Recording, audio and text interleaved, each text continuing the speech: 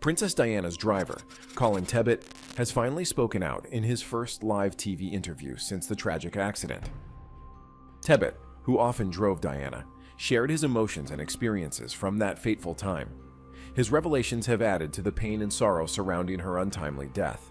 What new insights did he offer that left everyone stunned? I turned round, the eyelashes and the hair of the princess were moving, and that just struck me, just for a second you thought. I had to turn away. Let us uncover the latest details about Diana's passing that are shocking a whole country 27 years later. Princess Diana's sudden crash in Paris. The sudden and tragic car accident in Paris that took Princess Diana's life 27 years ago really stunned people all over the world. Diana, her boyfriend Dodi Fayed, and their driver Henri Paul all died in that crash in the Pont de l'Alma tunnel.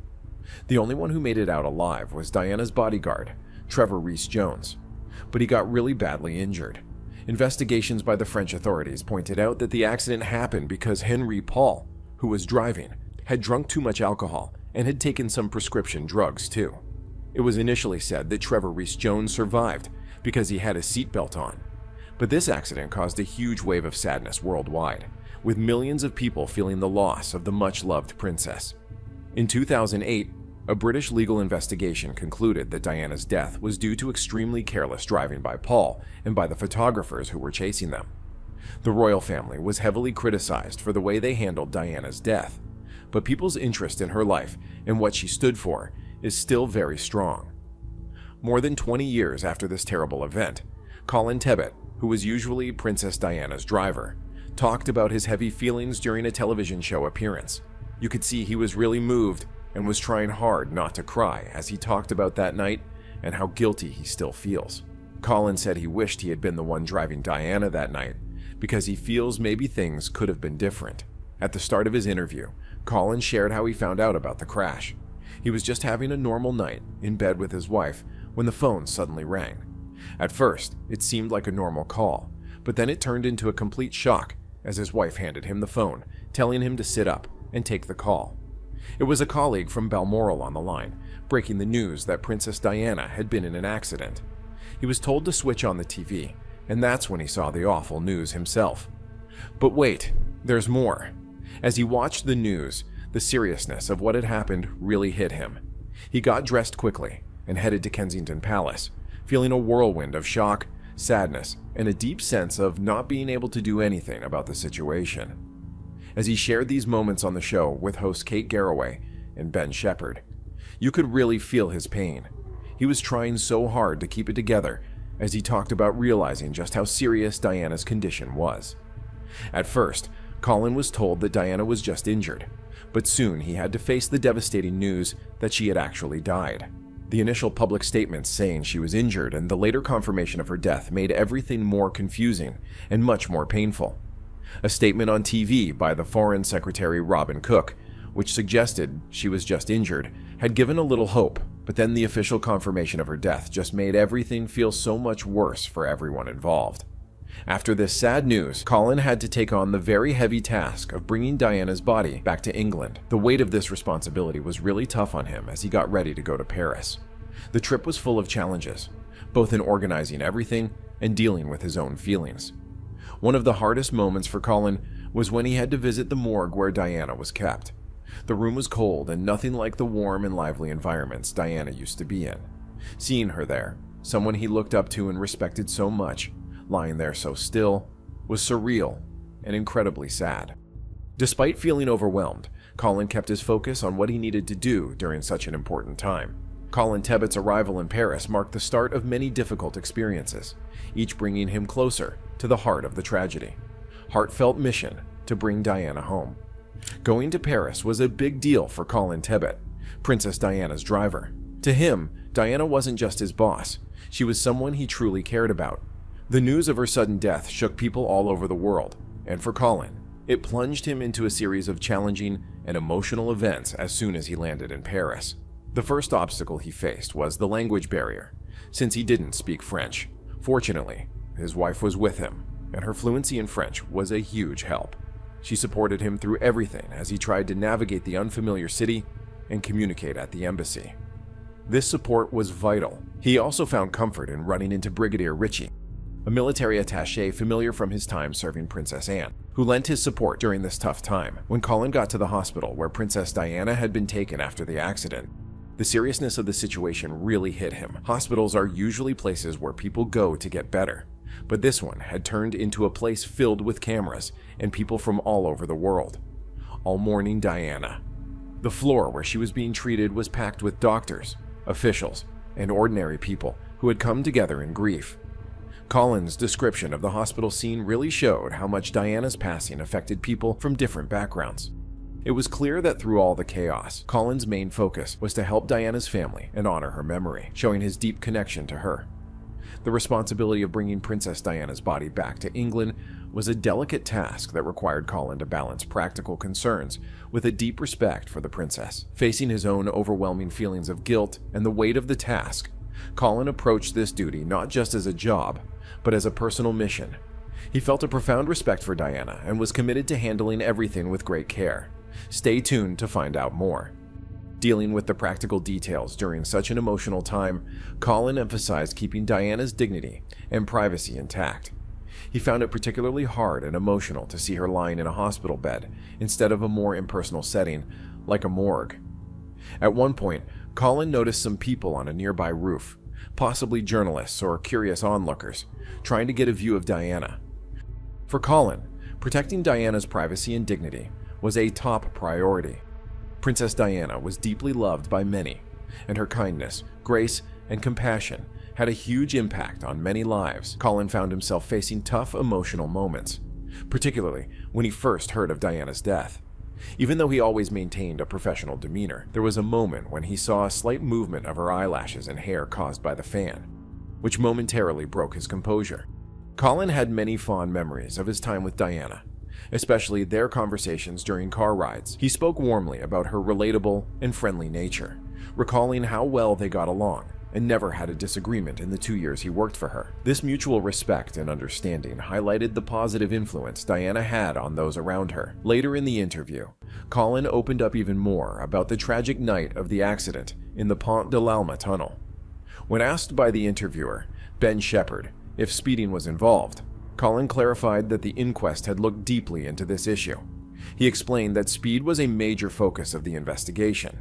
But despite all the scrutiny, there were still unanswered questions about the crash. Colin also shared his personal thoughts on driving through that tunnel, noting how the layout and the movement of trains could create an illusion of speeding. This visual trick could confuse drivers, making them think they were going faster than they were, which could lead to misjudgments and disorientation, especially in such a tense and unfamiliar environment. Colin's detailed memories of the night reveal more about what happened during Princess Diana's final moments. Doctors fight to save Diana. During the interview, Ben Shepherd kept asking for more details, really wanting to get to the bottom of things. Colin, who's always super detailed, went even deeper into what happened on that crucial night. You could hear a touch of sadness in Colin's voice as he talked about it being a combination of unfortunate events. Whatever happened, I went perhaps a little bit too fast and being taken away with the lady in the back. He pointed out how the layout of the tunnel, along with the aggressive photographers chasing them, made it a really tricky situation for even a skilled driver to handle. Ben paid close attention, taking in every bit of the story. The chat had grown from just asking questions to really picking apart all the factors involved. Colin Tebbett's chat also brought up the intense pressure and the tough decisions that the doctors had to face during Princess Diana's last critical moments. Colin remembered when Dr. Monsef Damen, who played a key role in trying to save Princess Diana, shared a heartfelt story about the obstacles they faced at Pitié-Salpêtrière Hospital. Dr. Damen described the desperate efforts by the paramedics to stabilize the princess right at the crash site, highlighting how serious her condition was when she got to the hospital. They found she had severe internal bleeding through x-rays, which led to a quick and major response from the medical team. Despite all their efforts, the medical team had a really tough time trying to stop the bleeding and keep her stable. All their knowledge and continuous hard work weren't enough to change the sad outcome, leaving them feeling deeply about their inability to save her. In a June 2021 interview with the Daily Mail, Dr. Damen spoke openly about how much this affected him. He mentioned, when it's a princess and you end up watching her funeral with billions of other people and you've tried to save her. That definitely leaves a mark on you, doesn't it? But that's not the whole story. The death of Princess Diana had a deep impact on Dr. Dahmen and all his colleagues involved in her care. They were left dealing with strong feelings of not being able to do enough and profound sadness. Despite the sad ending, it's crucial to recognize the dedication of medical professionals like Dr. Dahmen. Their endless dedication and solid commitment to saving lives really show their compassion and skill. However, sometimes even that isn't enough, as was the case with Princess Diana, whose condition had worsened too much. It was out of their hands, and they soon had to deal with the plans for her funeral. What Colin didn't expect was how challenging planning the funeral would be. Princess Diana's funeral was the biggest and most solemn event he had ever had to organize, despite his vast experience in event planning. It turned into a massive event that caught the attention of the entire world starting on a quiet Saturday morning, the 6th of September, 1997, at 9:08 a.m. in London.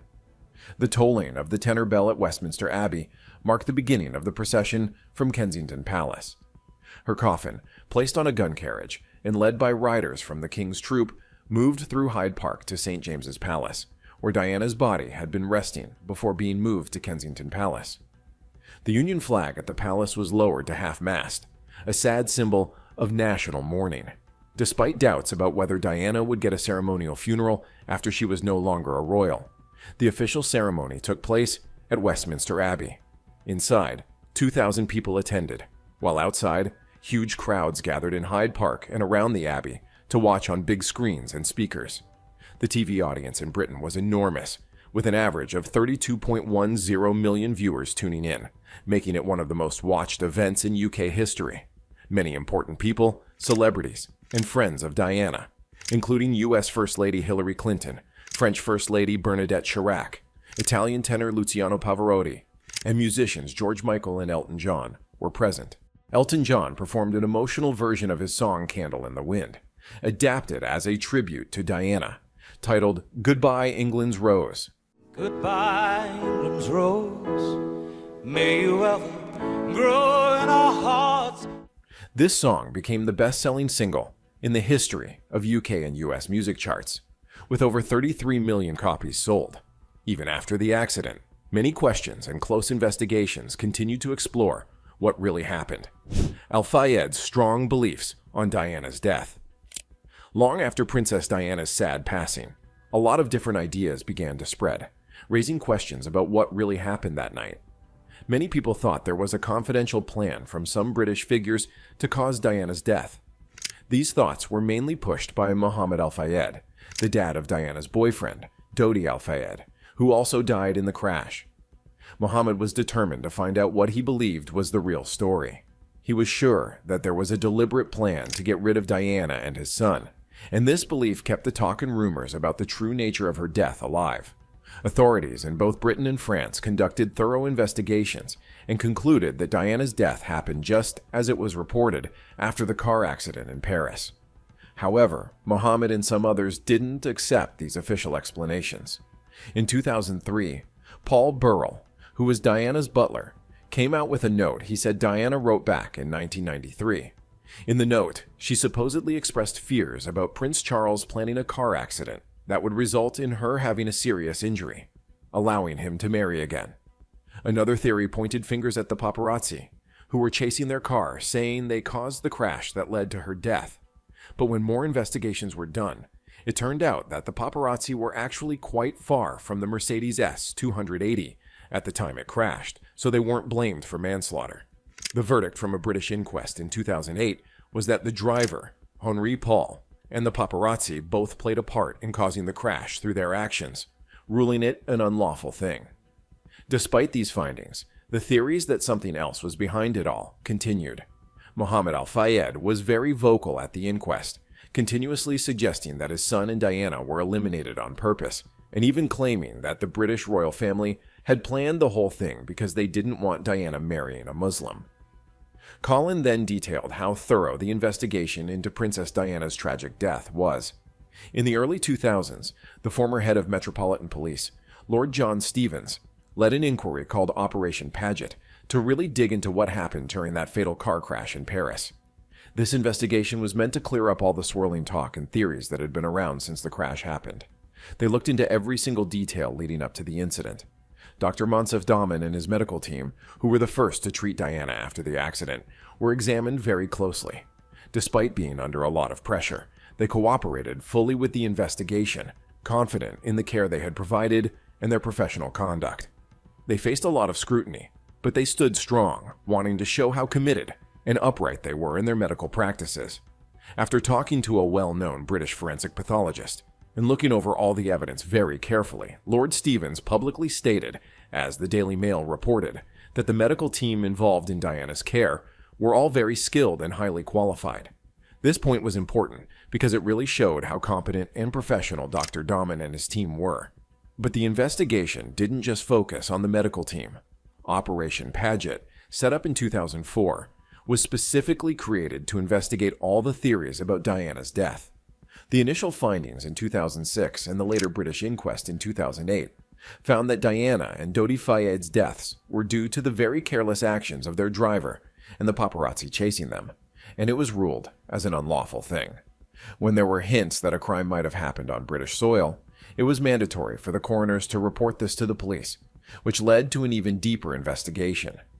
A lot of this push for a thorough look came from Mohammed Al-Fayed's public statements, where he claimed that MI6 had set up the crash on orders from the royal family. The investigation then expanded to look into all these claims, resulting in a detailed 832-page report that took nearly 3 years to complete. A team of 14 experienced officers worked on this big project, helped by accident investigation experts from TRL. They even carried out parts of their investigation in Paris. The size and challenge of this task were truly huge. Considering how much interest there was in Princess Diana, the Metropolitan Police decided to make the report available online, even though it was initially just for internal use. The cost of the investigation went over $15.9 million. Could Colin Tebbett's revelations point to a deeper conspiracy surrounding Princess Diana's death? Or are they just the heartfelt memories of someone who knew her well? Tell us what you think, and remember to like and subscribe for more intriguing updates and stories.